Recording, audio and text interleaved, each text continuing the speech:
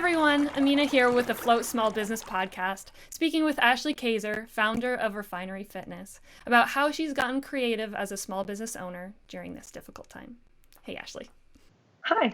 Well, how are you holding up? Let's start there. I have a good business for when times are tough, only because everyone likes to move and moving is therapeutic. So I get to move a lot. I do think that we're playing a pretty important role, not only for our personal training clients, but also for our class clients who, looked to our business as, we were like a fixture in people's lives, you know what I mean? And so people have looked for ways to retain that connection, both with their trainers and with their fitness community if they took classes.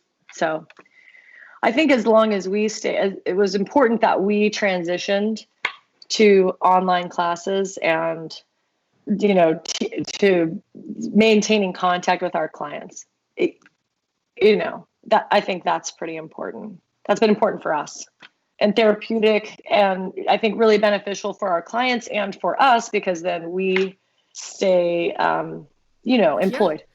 Yeah.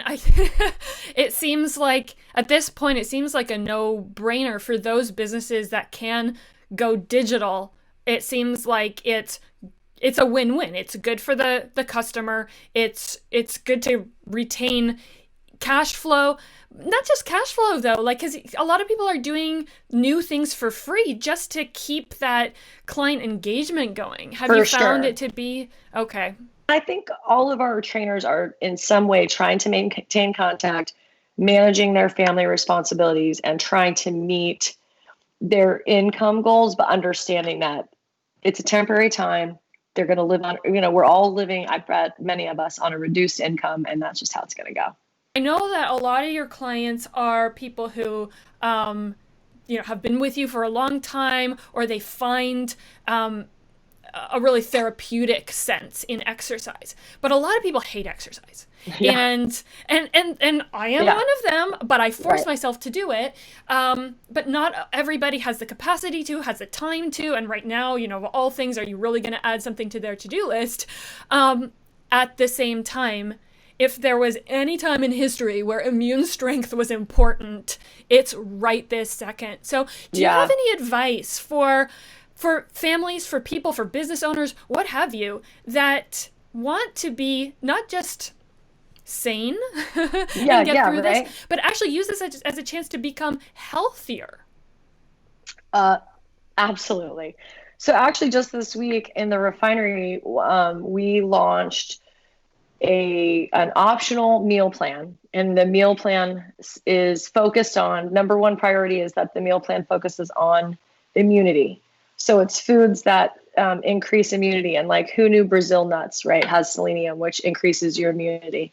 But if you don't know it, you don't know it. But then in here, in our meal plan, for example, one of the snacks that we're suggesting would be some Brazil nuts, because it has that over almonds or over macadamia nuts, or, just a little bit of education.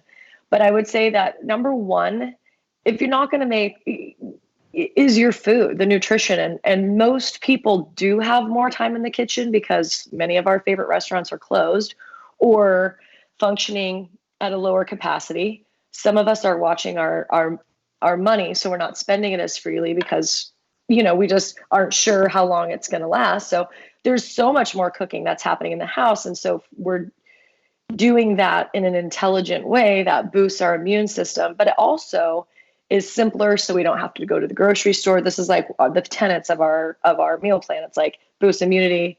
It's simple so that it's simple and informed so that you don't have to go to the grocery store every day or every 3 days, which is what urbanites love to do. And I love to do it too, but it's a part of our lifestyle we should change right now.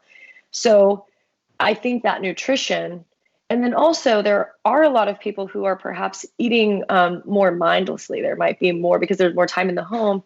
There's more mindless trips to the cupboard or to the refrigerator, which might not be your vegetables. It might not be your healthy choices. It's food in bags. It's food that's going to increase perhaps your size, which I know is not an issue for you, but for the general public, most people do have to watch gaining what I call the the Corona 19. I call it the Corona 19. Like I keep saying to my clients, I just try to keep it to the Corona 5. But more people I think are spending time eating mindlessly, and they're not eating food that's good for them. So that's something that we just launched this week. It's not very expensive. It's more just like a service, like to keep people focused on what's important, which is their health. And so nutrition. And then also I'm a big proponent of outdoor time. I mean, as a mom of 4 kids, 3 of them are boys, not just to say boys need outdoor time. Everybody needs outdoor time, but boys will break things in your home if they don't get outdoor time. So I'm a big proponent of everyone has to be outside an hour a day. It doesn't have to be all at one time. It does. It just, it does. I don't even really care what people are doing. I suppose happy hour on your front porch could count towards 30 of your minutes. But the reality is it'd be better if it was an hour of some kind of movement. You know what I mean? Social distance walk with a friend, or a walk with one of your family members, or your schmoopy, whatever may be. But an hour of outdoor time. So I think healthy food, an hour of outdoor time. I also think balancing screen time with movement, or screen time with a chore that makes you feel empowered, as ridiculous. And like, I know I sound like a mom when I say that, but I think it's really important, because too much screen time really does affect our energy levels and our mood levels. And it can start to affect our psychology and the way that we see ourselves. And if we can counteract that with something that feels productive, even if it's just decluttering a small corner in your room, or writing a card, or writing your Mother's Day card for your, mother or your grandmother or your sister or whatever. But when you do something that's makes you feel productive, it puts into balance some of that screen time degeneration of the psyche that happens. Yeah, well, absolutely. And I am all for easy to implement strategies.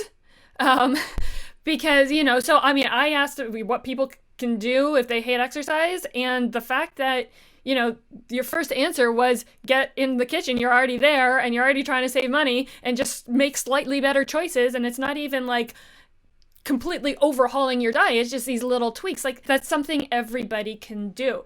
And I am all for those little things that make a big difference. Right now, there is, even if one is busy, I think both of us are still working. I'm working pretty much the same hours I was working before. My husband is still working a lot of the same hours, just we're working differently.